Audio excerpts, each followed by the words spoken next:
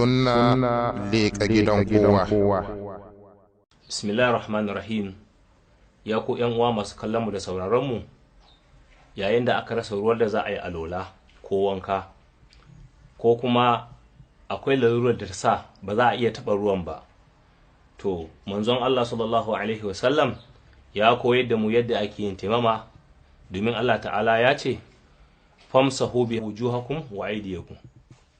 Don haka ƙasa za ka dafa da tafukan naka guda biyu, ko dukkan abin da asalinsa ƙasa ne, da ka ɗago sai ka kaɗe abin da ke jikin hannayen nan naka a wata za ka hudu, sannan sai ka shafi fuskarka da hannayen kan nan guda biyu ga ɗayansu, sai kuma ka shafi bayan tafin hannunka.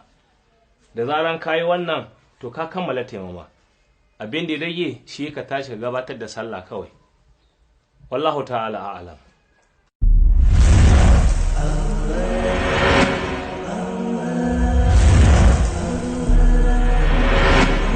Sunna TV. Sunna leƙa gidan kowa.